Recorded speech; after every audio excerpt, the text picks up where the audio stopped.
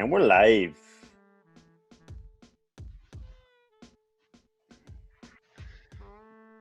Good afternoon, good morning, good evening, ladies and gentlemen, wherever you are, whatever time it is for you right now. Just know that you are locked in on To The Point with Skip.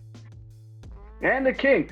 You guys know where to find us by now. You guys know where to find Simon on simonbroder.com, amazon.ca, Running the Point. Go buy that book.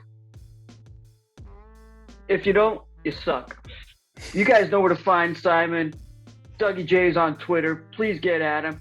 Now that the Jays season has begun, I'm going to love to hear what you guys have to say to him. I might be watching a lot more baseball than basketball this April. We'll see how it goes. Yeah, we just saw what happened in March, right? You guys know where to find us on To The Point, Instagram, Facebook, To The Point, and on YouTube, To The Point. Right now we have our good friend, Alex. What's up, Brian? What's up, Skip? Good to see you guys. Great to see you. Great to have you on here with us. And you know what, my man? The reason why you are here, not because you reached out, it's because I wanted to ask you something. Now, I know you're friends with Chris Bosh, and my third favorite player of all time, Dennis Rodman. No questions asked. He's in my top 5 of all time that I will put down. And I know you're older than me. And Skip, guess what? For the first time, I'm not the oldest person on our broadcast. But, so you have some stories. And Lex, I got to ask you, man. Give us a story. Let us know. Okay. We don't know. King, I have to clarify something you said just now, just so it's not like false. I'm not actually friends with Chris Bosh or Dennis Rodman, but I've been Facebook friends with both of them. I'm still currently Facebook friends with the real Dennis Rodman, and I have spoken with him a few times through the chat. Like one time I was talking to Dennis. It was a New Year's Eve. And I was wishing him a happy New Year's, and he actually wrote back to me, and we started talking. It was really weird, and it was also right around that time when he was buddies with the North Korean dictator, and I think he might have actually been in Korea when I was talking to him. I don't know. It's really weird because it was right around the same time, but. Yeah, Facebook's a crazy thing because you can like end up connecting with people that you would normally never have a chance to, and Yeah, shout out Kate Burness. Yes, Kate Burness. Go on. I want to say about the Chris Bosh thing.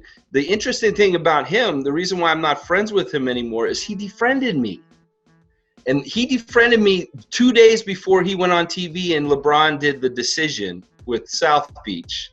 I'm taking my talents to South Beach. So Bosh, who I used to like interact with too, like I'd message him, I say, "Oh, good game. Don't get your head down. Be all right." And he was like, "Thanks, man. Thanks for the support." I think he went and he clear cut all of the Raptor fans on his Facebook friends list right before he left because he didn't want to have us come after him. Yeah, for sure. So you got an interesting story. What do you got to tell us, man? Because you've been around, you know what it's like with NBA players. So, and you've interacted with a few of them. So, apparently, you got something to tell us. Well, I used to work at the Air Canada Center when they first opened the building. I came back to Toronto in 1998, and I was part of the first hires for the new building when they moved from the Skydome to the ACC, and. So working there, I interacted with a lot of different players. Like I actually met McGrady, Charles Oakley. I actually used to know Steve Nash because I used to work at the building and stuff like that. But it was always really weird and bizarre. But Yeah, but you know what? It is interesting to me when the Raptors first started in the 90s. You were talking about in a story before that you were a part of that naming process where all the kids got to decide the name and the logo and stuff like that. I remember that period when they didn't even have a name. They just said the Toronto team. And I went to the Bay downtown and I bought like anything that had like the Raptors logo as soon as they announced it, before they had the team or anything. So I had a Raptors hat in like 1995, and I didn't live here. I lived in Florida, and I was rocking it down in Florida in like 95. And kids in my high school would come up to me and they'd be like, "Yo, man, where'd you get that World Football League hat? Like, that's pretty dope." They thought the Raptors played against like Barcelona Dragons, Birmingham Machine, like that European football league. You remember that? Like, that's how it was, man. It was crazy. That's before my time, man. And the other thing for me was I'm so old school. My first email account was on AOL, American Online, and my first handle was raptorsfreak@aol.com. Wow. That was my first ever email. raptorsfreak@aol.com. 95. I remember there was once around like 2002. I was really into fantasy baseball at the time, and so I had all my fantasy baseball friends on my AOL. And one day, I don't know if you remember him, Mike Renifro. He was like a left-handed pitcher for a long time, a few different teams. But one day, like, he came on AOL and like he leaked his username, and like hundreds of people like all shared it. We all got on like a big chat with this guy, and like we're asking him like, "What's it like to be in the big land?" And he was just chilling. He was like telling us, and like, yeah, he was a nice guy. So Lex, give me a story, man, because I know you got stories. Give me a story, man. All right. Well, one time, all right, I worked at the games, and when I get done with the game with my buddy who I worked with, we'd go have one beer at the Lord Stanley's Mug in the back and just hang out. Well, usually we just have one beer, and then we get in a cab and go to this other bar next to the Maple Leaf Gardens where like the ice crew for the Air Canada Center would go and drink, like the Zamboni driver and the guys who take care of the ice for the Leaf.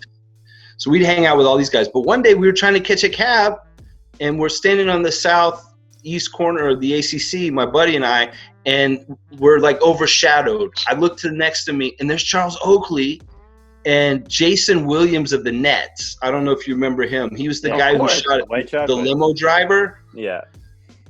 They're standing next to me trying to get a cab, and well, they got the cab. We didn't try and battle them for the cab. They could have it. We're like, "You can have it, Oakley." Yeah.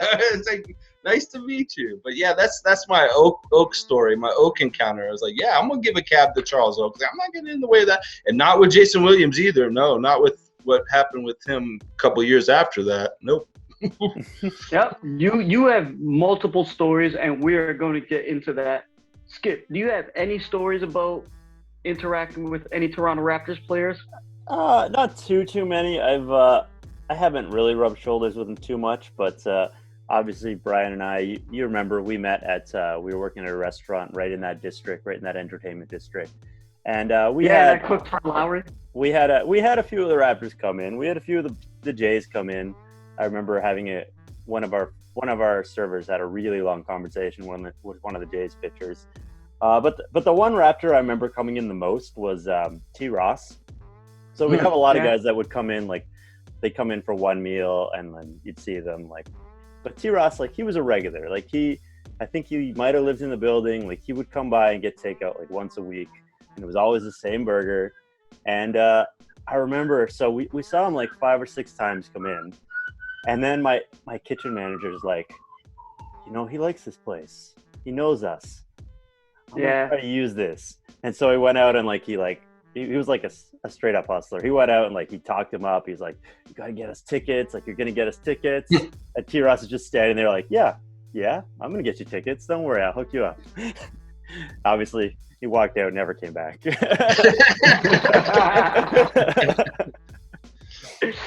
But Lex, I know you got multiple stories, so can you give us and the people out there one more? One more that stands out to you. Which what? One more that stands out to you. Oh, geez. Well, there was one time I was walking in the back of the Air Canada Center. I call it that because that's what I called it when I was there. I do call it Scotiabank Arena now, but just as No, it's it'll be the It's ACC Come on. to a lot of No, people it's still. But I was walking back there one I call it time. the hangar. The hangar, yeah, I like that too, or the original Nintendo or something like that. I don't know, but I was walking back there one day and I ran into Walt Frazier because he does the color for the New York Knicks, and he was coming in to do a Knicks game, and he was in the back. Very nice man, like, you know, because he's known for his style in the '70s and stuff like that, like Clyde and that whole persona. And when I met him, man, he was looking so fly. He was just in the back, very soft-spoken. You know, his cadence, his voice is just like, he has a really great voice for broadcasting. And yeah, it was just an honor to say, wow, Clyde Frazier, one of the greatest point guards ever of the NBA. Right here, wow. That is true, man. Guys, you know who? I've had a lot of run-ins with the Raptors. I went to high school with Jama Mahalela. I met Sam Mitchell. Mark Strong is my big brother. Sandro Stella, shout out to him. He's one of the guys that works for the Raptors. Leo Routens. My team has played against them. But my funny story when it comes to the Raptors is in junior high school, I didn't play. I was 4 foot something. I was like down here. I was really short. And so I couldn't make the team. But I knew the game, so I was a student coach. And we actually played a tournament just to get into the Ontario finals. And the other team we were playing, Jamal McGlure, was on that. And let me tell you something. We could not draw up a play whatsoever to stop him. There was no way. Even the guys that were on the team were upset with me. The coach was upset with me. We were all going at each other. We were all upset. We lost. We got knocked out of the tournament. They ended up going out to Ontario, winning it. Jamal McGlure. I am happy that he is an assistant coach right now for the Toronto Raptors. A Toronto-born, being an assistant coach for the Toronto basketball team, which is great to see, even though he did whoop our backside. It sounds like, King, though, you had the same problems that the current day Raptors have. Can't stop a big man. Yeah, well, it's hard to stop a big man in junior high. I'll be honest. If you're going up against NBA players, like, it's not gonna happen. Oh, he was huge back then, man. Yeah. Like, we had no answer.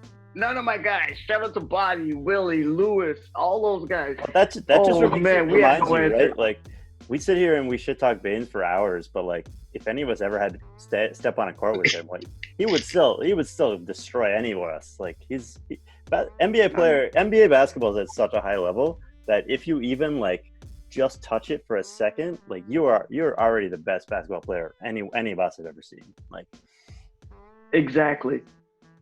Well, Lex, I got to tell you, my man, it is a pleasure, an honor, and a privilege to have you as a guest on To The Point with Skip and King. We appreciate nothing but your time. That's amazing that you will spend this with us.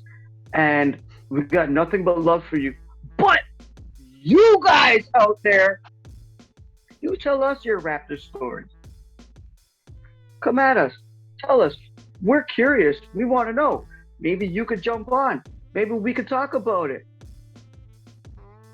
Maybe we could do that. You guys know what to do. Go down there, click subscribe, click like, check out Lex, check out Beto Art. You guys can check us out on all of our social media platforms. We are more than appreciative to have you guys enjoy us and give us a view and watch us. Lex, would you like to say anything to our audience? I just like to say, just in general, don't fret, Raptors Nation. Don't overreact. We're gonna be fine. Everything's gonna be okay. You can follow me on Instagram at Raptors Kool-Aid, Raptors Purple Kool-Aid, and I'm looking forward to the off season, y'all. I hope. I think that's where we're at. Wait. Sorry, guys. This might take like another couple minutes, but I saw something about Bradley Beal this off season. I don't know. That might be another topic for another time. I'll believe it when I see it. That's not happening. But yeah, I mean, they got to be aggressive. Let's be honest. But we'll see. They got to. So, Skip, do you have anything left to say to our audience and our lovely ladies and gentlemen that are out there? Just click like, click subscribe. Let us know your Raptor stories, and just keep following us, keep watching our videos. We're putting them out every week, every 2 weeks. So, stay tuned.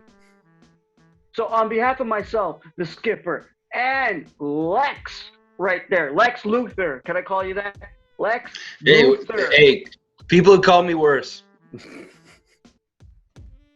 I don't want to know what your girlfriend calls you. But Lex Luthor out there. On behalf of all of us, good afternoon, good morning, good evening, good night, and peace.